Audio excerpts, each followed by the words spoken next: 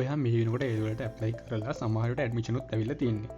හැබැයි මොකක් හරි හේතුවක් නිසා ඔයාට මේ ෂයි එක ස්කිප් කරන්න ඕනේ නම් ඒක කරන්න කොහොමද කියලා බලමු.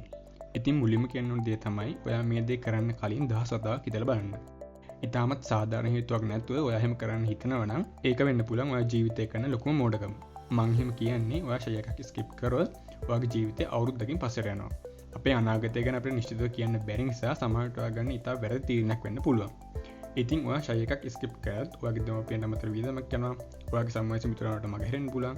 සමහරට ඒ ජොබ් එකක් කරනකොට ඔයා තාම ඉගෙන ගන්න වෙන්න පුළුවන්. මේ වගේ දේවල් නිසා වට විවිධ මානසික ප්‍රශ්න ඇති වෙන්න පුළුවන්. ඒ වගේම ඔයා A level අවුරුද්දක් පහුවෙලා ලියුවට ඔයා යුනිවර්සිටි ඇප්ලයි කරනකොට නැත්නම් කැම්පස් එකෙන් අවුට් වෙනකොට අවුරුදු 2-3ක් ඒක පහුවෙන්න පුළුවන්. ඒ නිසා ඔයා හොඳ නිශ්චිත ඉලක්කයක් තියාගෙන සාධාරණ හේතුවක් මත විතරක් අවශ්‍ය නම් ෂයි එක ස්කිප් කරන්න. හරි, දැන් අපි බලමු කොහොමද මේක කරන්න කියලා. ඔයාට කරන්න තියෙන්නේ ඔයාගේ ඔරිජිනල් ඇඩ්මිෂන් එක පරිස්සමෙන් තියාගන්න එක විතරයි.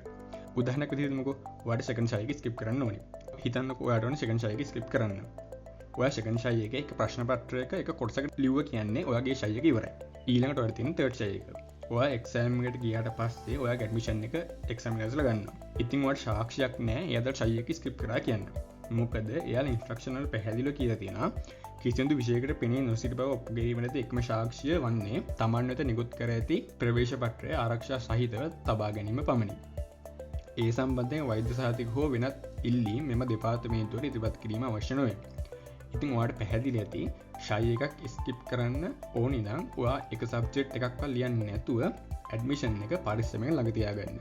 ඒ වගේම ඒකට මෙඩිකල් රිපෝට් වගේ දේවල් සබ්මිට් කරන්න අවශ්‍ය නැහැ කියලා පැහැදිලිව ඒකට සඳහන් කරනවා. ඉතින් මේ විදිහට තමයි ඔයාට ෂයි එකක් ස්කිප් කරන්න ඕනේ නම් ඒක කරන්නේ ඔයාගේ ඇඩ්මිෂන් එක දැනට ඇවිල්ලා නම්. ඉතින් නැවතත් මතක් කරන්නේ ඔයා ෂයි එකක් ස්කිප් කරනවා නම් දෙපාරක් තුන් පාරක් හිතලා බලන්න. මේ වීඩියෝ එක වැදගත් වුණා නම් අනිත් අයට බලන්න ෂෙයා කරන්න. ඒ වගේම විභාගෙදි වගේම ඉගෙන ගන්න අවශ්‍ය ස්ටඩිස් ගොඩක් මේ channel එකේ කරලා තියෙනවා. ඒවත් බලන්න. හැමෝටම ජය වේවා.